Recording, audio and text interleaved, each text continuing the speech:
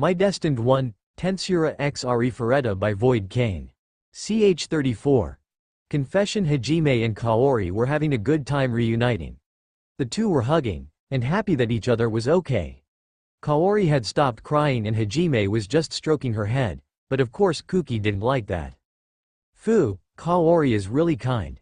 She cries because of her classmate's survival. However, Nagumo killed a person who was not resisting. We need to talk about that. So does Rimuru. So Kaori, that is enough and you should stay away from Nagumo. Kuki spoke and several looks of recognize the situation were thrown at him. But even at such a moment Kuki was unable to consider Kaori's feelings. In fact, it could be because he did not want other people to touch Kaori. Wait, Kuki. It was Nagumo-kun and Rimuru-kun who saved us. How can you say that? Shizuku. Those people had already lost the will to fight. There was no point in killing them. So what Nagumo did is something I can't allow. Kuki understand. First of all the classmates began to argue. Most sided with Shizuku, but Hyama's gang who didn't like Hajime supported Kuki. Kaori had already separated herself from Hajime's chest and was wiping away her tears. Suddenly a voice came up to shower everyone with cold water. What foolish people. Shall we leave Hajime? Yup, we can go now. Yes, they are really foolish. Especially that one over there. Shall we go, Rimuru-san? Yu spoke in an icy tone and made everyone shut up. Hajime agreed with her proposal and Sakura agreed with her words and even pointed out Kuki as the most foolish of all. Hajime agreed because he didn't want to talk to his former classmates that he didn't care about. He just wanted to talk a little more with Kaori, but he felt that the dungeon was not the best place to have a conversation. Rimuru was still standing around watching how things would unfold. As they realized that Hajime was leaving Kuki and the others stopped arguing and Kuki spoke. Stop. We're not done talking yet. I won't consider Nagumo as my companions if he doesn't state his intentions. By the way, who do you think you are? You guys can't go around calling people foolish. Kuki said something totally irrelevant and everyone was silent. The first to speak was Sakura. He must have some problem, right? If not, I recommend he stop talking shit. Sakura. I think we'd better just ignore him. Otherwise your patience won't hold up. Let's leave everything to Shizuku-chan. Rimuru said to leave everything to Shizuku. Actually, that's how it had been since school. Leave the troublesome Kuki with Shizuku Yagashi. Kuki was a little irritated by his words, but he didn't say anything. Shizuku had her hand on her forehead after hearing Kuki's words. Hajime sighed and said, Amanogawa. I neither care nor have any obligation to answer you, whose existence is a joke in many ways. However, I will explain to you why you seem to want to persecute me and my brother. Explain? Are you saying that I am wrong? I only said something obvious to one person? Hajime just ignored Kuki's response and continued. You can't fool me. What are you saying? You're not angry because we killed people. You're just uncomfortable seeing someone die. Yet you know that woman killed the knights and tried to kill you. That is why you are using the argument of killing someone who was not resisting as your main argument, isn't it? Kuki didn't answer and Hajime continued. Being forced to watch someone do things you can't do. Those are the reasons for your anger. You are only hiding it in the name of justice. You never change. Always interpreting the situation for your own convenience. You do it as naturally as you breathe, Rimuru said. Yo, you're wrong. Don't say something for your own convenience. It's true that you killed her. The reason Kuki got so angry was because Hajime and Rimuru had hit him in the face. He didn't like seeing someone die and he didn't like being saved either. He wanted to be a hero and not the one who was saved, but he wouldn't admit that. So he used the murder argument to attack Hajime and Rimuru. About my brother, you should thank him. He only killed that guy because he thought it would be dangerous for you if he stayed alive. About me. I killed my enemy. What's wrong with that? What do you mean what's wrong with it? It's murder, of course it's wrong. I have my values and you have yours. Just understand that I will show no mercy to those who oppose me. If I have no use for my enemies, I will absolutely kill them. It doesn't matter if they are resisting or not.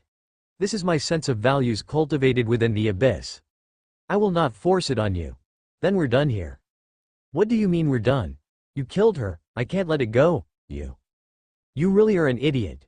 Rimuru's cold voice interrupted Kuki. Wah! What? Aren't you the one who encouraged everyone to go to war in the first place?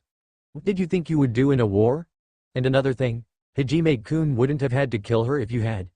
We could feel your burst of magical power when we were coming and realized that you woke up. No, I just didn't want to kill someone defenseless. I'm the hero and I had to do the right thing. I can't let you do wrong and get away with it. I won't accept you as companions like that. Rimuru remembered that Kuki said nice words for everyone to go to war, but since Kuki had no way to refute that, he just ignored it and answered the other part of his words.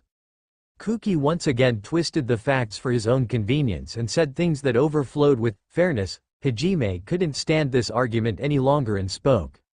You can't let us get away with this, you say? I don't know if you understand, but like I said, anyone who stands in my way. Hajime shortened the distance between him and Kuki. Even Kuki, who could keep up with Shizuku the fastest of the group, didn't see Hajime coming. Kuki felt an icy metal pressed against his forehead. There was Hajime holding Donner. I'll kill him even if he's a former classmate. Hajime spoke this and released pressure and killing intent.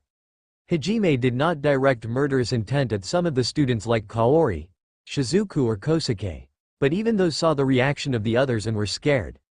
Hyama's gang was breaking into a cold sweat and Kuki's legs were shaking. It was as if a waterfall was falling on them. Yo! You! Kuki tried to speak something, but couldn't because of fear. Then Hajime continued. Don't get me wrong, okay? I never thought of coming back to you guys. In fact, I'm not your companion. I only came here to save Shirasaki. It will be goodbye after we leave here. I have my own path to take. Hajime deactivated pressure and collected his weapon and shrugged his shoulders. All the students exhaled in relief and looked at Hajime with complicated expressions. However, Kuki couldn't accept it and wanted to argue some more, but before he could. That's enough, Kuki. Meld had woken up and was fully healed. Kaori gave him a summary of events and he was glad that Hajime and Rimuru were alive. Meld approached him and apologized for not being able to save Hajime in the fight against Behemoth. Hajime was a little embarrassed and said it was okay. Meld then approached Kuki and apologized. Why are you apologizing, Meld-san? For not having taught you something crucial on the battlefield. What do you mean? You taught us a lot of things. Not on any form of weapon or swordsmanship, but the determination to kill someone. When the time came I thought about using bandits for that, but I ended up getting closer to more of you and kept putting it off. I was incompetent and for my mistake as an instructor. I apologize. All the classmates tried to comfort Meld and Kuki finally stopped arguing. He was thinking about Meld's words that said he would make him kill bandits. There was someone who was still silent. It was Kaori. It was not because of what Meld said, but because of Hajime's words. The sense of values cultivated in the abyss where enemies would be killed without hesitation, even a former colleague. They were words Kaori never imagined coming out of Hajime's past. Yet Hajime proved he was serious with the murderous intent he released. Kaori was puzzled by the differences between the current Hajime and the old one. She was worried that he had turned into someone else and had lost his kindness. As she was thinking, Kaori felt someone's gaze on her. She turned around and saw the beautiful blonde-haired girl looking at her. Kaori realized that this girl was very close to Hajime and stared at her curiously. Yu looked away and said, "What a disappointment. KH." Kaori perfectly understood two words. Yu realized how close Hajime and Kaori were and thought she would have a great rival in love, but when she saw Kaori comparing Hajime to her past self she was disappointed. Kaori couldn't respond and felt defeated. After that everyone walked back to the surface. The group easily killed the magical beasts that tried to attack them, which made the students even more impressed. Halfway up Suzu tried to ask several questions about what had happened to Hajime and Rimuru, but the group just ignored her. The Hayama gang was staring at Hajime with envious eyes because of his strength and also because of how close he was to Yu. The gang tried to talk to Shia with wishful expressions, but she just ignored them. Hayama then angrily tried to grab her rabbit ears, but was met with rubber bullets from Hajime, who also applied pressure. After that they didn't try anything else. Nobody tried to talk to Yu or Sakura because they were very intimate. Nagayama's gang was feeling guilty. They pretended not to see when Hajime was bullied by Hayama and his gang. So they felt that they couldn't complain if Hajime didn't treat them as comrades anymore. Some of them asked Rimuru if he would return, but he replied that he would go along with his brother. Kaori remained thoughtful the whole way and they finally reached the surface. Just as they were leaving the Orcus dungeon, "Ah, Papa." Myu came running and jumped at Hajime. Hajime carefully picked her up and lifted her onto his lap. "Myu, don't do that anymore, it's dangerous, sorry." A little girl appeared calling Hajime her father. The students were confused. How can he be a father? They thought, and Rimuru explained them so as not to cause misunderstandings. While Rimuru was explaining, Hajime was talking to Myu. "Where is Tio?" "She is. I am here. I was taking care of some rough men." "Ah, I see, where are these suicides?" Hajime was looking brutal, but Tio warned him that he had already taken care of them. At this moment Rimuru finished his explanation and interrupted. "Tio-san, where is?" "Ah, she said she would have a surprise for you when she returned." "A surprise? I'll wait then." Rimuru was about to ask about Chloe, but Tio guessed and answered him before he finished. Rimuru was left wondering what the surprise could be, and this moment someone who had not heard Rimuru's explanation about Myu arrived. It was Kaori. "Hajime-kun. What does that mean? Is she your daughter? Who's the mother, you-san, Shia-san? Or is it that black-haired woman? There are others. How many did you get pregnant with? Answer me, Hajime-kun." Apparently the shock of seeing Hajime with a daughter was so great for Kaori that she didn't even listen to Rimuru's explanation. She grabbed Hajime by the collar and he was trying to explain that it was a misunderstanding along with Shizuku, who was pulling her along while saying, "Kaori, calm down. You know there's no way she's his daughter." After that Kaori was embarrassed as she realized what she was saying. Hajime and Rimuru's group went to the entrance of the town to wait for Chloe. Kaori followed them, still thinking about what to do, and the other students went along with her. Kaori had to choose between staying or going with Hajime and didn't know what to do. When they arrived at the entrance, some mercenary friends that Tio had beaten up came to talk to them. The mercenaries wanted Hajime to leave Shia and Myu in exchange for them not killing him.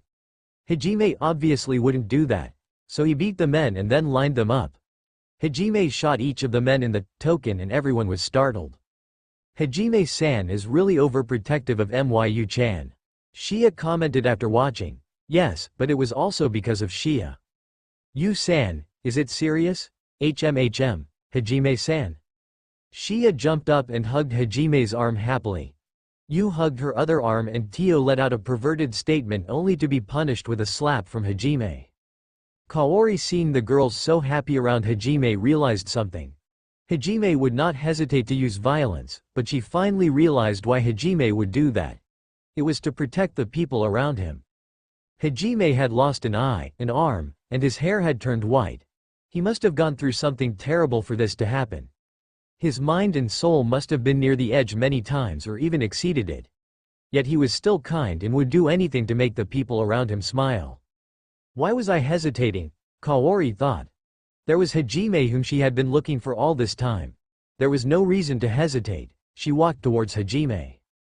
Hajime went towards Kaori because he saw that she wanted to say something. Hajime noticed Kaori's reaction about him killing someone without hesitation and also about him threatening Kuki. However, he didn't blame her for being frightened by the changes. He knew that he had indeed changed, and if Kaori called him murderer, he would not be angry. "Hajime-kun. Can I come with you?" "No, I will definitely go with you. Then take care of me from now on." Hajime let out a confused groan at Kaori's words and she took a deep breath and continued. "I love you. Shirasaki." Hajime, seeing Kaori's determined face, had to reconsider his feelings.